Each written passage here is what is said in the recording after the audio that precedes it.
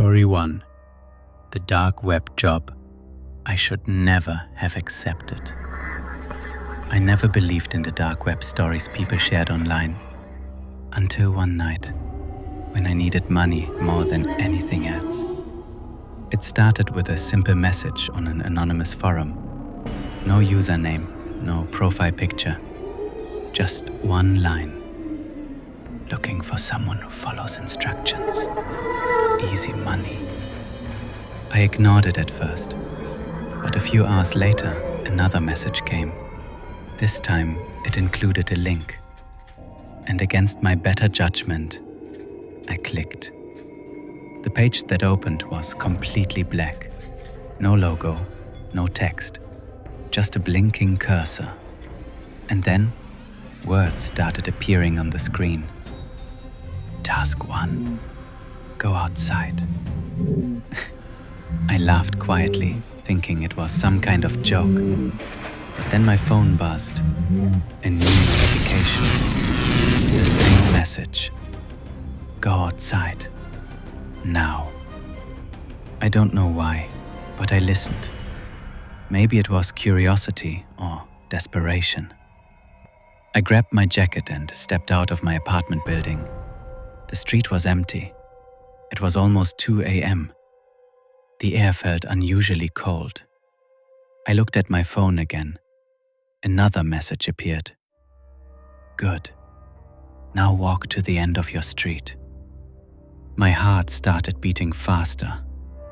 This wasn't funny anymore. But I kept walking. Every step felt heavier than the last. As I reached the end of the street, my phone buzzed again. Turn left and don't look behind you. That message sent a chill down my spine. I stood there for a second, thinking about going back. But then another notification came. If you stop now, you don't get paid. I swallowed hard and turned left. The street ahead was darker. No streetlights, just shadows. I kept walking, my breathing getting louder in the silence. And then I heard it. Footsteps behind me, slow, deliberate. I froze. The message echoed in my mind. Don't look behind you. The footsteps got closer. I could feel it now. Someone or something was right behind me. My hands started shaking.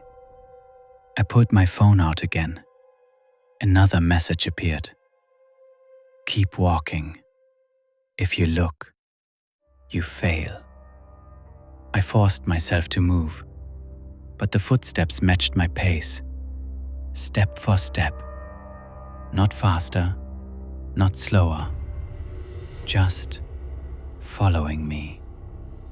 I don't know how long I walked like that. It felt like hours. But then I saw it. A small building at the end of the road. Abandoned. Or at least it looked like it. My phone buzzed again. Go inside. I stopped. No way. I wasn't going in there. This had gone too far. But then, another message appeared. This time, different. We can see you. My blood ran cold. I slowly looked around. Empty street. No cars. No people. But they were watching. Somehow, I knew they were. I took a deep breath and pushed the door open. It creaked loudly as it swung inward. The inside was dark. Dust filled the air. And then, the door slammed shut behind me. I turned around instantly, but there was no one there. My phone buzzed again. Task 2. Go to the second floor. There was a staircase to my right. old, broken, unstable. Every step I took made a loud cracking sound. The whole place felt like it could collapse any second. When I reached the second floor, I noticed something strange. There was only one door, and it was slightly open. My phone buzzed again. Enter the room. I pushed the door open slowly. The room was almost empty, except for one thing: a chair in the middle of the room, facing the wall, and someone was sitting on it. My heart stopped. They weren't moving, not even breathing from what I could see. My phone buzzed again. Sit on the chair behind you. I turned around slowly, and there it was, another chair, right behind me. I hadn't noticed it before. My legs felt weak, but I sat down anyway. The moment I did, the person in front of me started moving. Slowly, their head tilted to the side, and then they stood up. But they didn't turn around. They just stood there, facing the wall. My phone buzzed again. Do not speak. Do not move. The room went silent. No wind, no sound, nothing. And then, a whisper. You shouldn't be here. It didn't come from the phone. It came from the person in front of me. My chest tightened. I wanted to run, but I couldn't move. Another message appeared. Task 3. Stay alive for 10 minutes. That's when the person finally turned around, and I wish they hadn't. Their face wasn't normal. It looked wrong, like it didn't belong to a human. Their eyes were too wide, their smile too stretched. And then they took a step toward me. One slow, unnatural step, and then another. My phone slipped from my hand as panic took over. I tried to stand up, but my body wouldn't respond. They kept coming closer, closer, close. Story 2. The dark web camera that never turned off. I wasn't even looking for the dark web that night. It just happened. I was fixing my laptop, trying to clear some storage, when I found a hidden folder I didn't remember creating. It had no name, just a black icon. I clicked it. Inside, there was only one file, a video file. No title, no thumbnail, just a timestamp from 3 days ago. I frowned. I don't record videos, so what was this? Curiosity got the better of me. I double-clicked. The screen went black for a few seconds, and then the video started playing. At first, it looked like nothing, just a dark room, grainy footage, bad quality. But then, my heart dropped. It was my room, my exact room.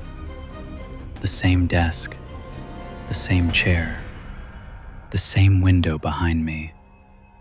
And then, I saw myself, sitting right where I was now, staring at my laptop. My stomach twisted. I quickly looked around my room. There was no camera, no device, nothing that could have recorded that. But the video kept playing. I watched as me in the video, slowly leaned closer to the screen, like I was reading something. And then, myself in the video suddenly froze. Not like a normal pause. No, this was different. Completely still. And then, slowly, my head turned toward the camera, toward whoever was recording, and then toward me. I slammed the laptop shut. My hands were shaking. This wasn't possible. There was no way someone recorded this. I hadn't even left my room that day. I took a deep breath, trying to calm myself down. Maybe it was some kind of malware, some prank, but something felt wrong. Very wrong. After a few minutes, I opened the laptop again. The file was still there. I hesitated, then played it again. This time, I skipped ahead. My breathing stopped. The timestamp had changed. It now showed today's date. Not 3 days ago. Today. And the video was different. It was still my room, but now it was empty. No one inside. Just silence. And then my door slowly opened in the video. I turned around instantly. My real door was closed. I looked back at the screen. In the video, someone walked in, but I couldn't see their face. They were too dark, almost like a shadow, but I could see their shape. Tall, thin, moving unnaturally. They stepped into the room and then stopped, right in the center, just standing there, watching. I felt a cold chill run down my spine. My eyes locked onto the screen. The shadow figure slowly lifted its hand and pointed directly at the camera, at me. And then the video glitched. The screen flickered, and suddenly it switched to live footage. My room. My exact room. And this time, I was in it, sitting there, staring at the laptop. My heart started pounding. No. This wasn't a recording anymore. This was live. I slowly raised my hand. In the video, the same movement happened. No delay, no glitch, real time. I felt sick. Then, a new window popped up on my screen. A chat box. No username, just one message. We can see you. I froze. My fingers hovered over the keyboard. I didn't reply. Another message appeared. Don't turn around. My entire body went cold. I could feel it. Someone was behind me. I couldn't see them, but I knew they were there. My breathing became shallow, my chest tight. The screen showed me, still sitting, but something was wrong. In the video, behind me, there was a shadow, a shape, slowly forming where nothing should be. I wanted to run. I wanted to scream, but I couldn't move. Another message appeared. If you turn around, you disappear. Disappear? What did that even mean? My eyes filled with panic. I kept staring at the screen. The shadow behind me in the video was getting closer. It stretched upward, like it was growing. And then, slowly, a face started to appear. But it wasn't human. It didn't look right. The eyes were too deep, the mouth too wide, and it was smiling at me. Tears started forming in my eyes. I couldn't take it anymore. I grabbed the laptop and threw it off the desk. The screen cracked.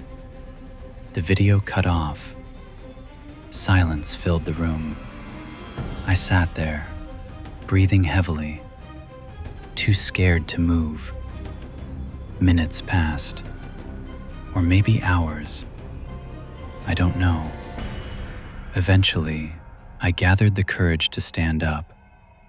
I walked slowly to the door, my hand shaking as I reached for the handle.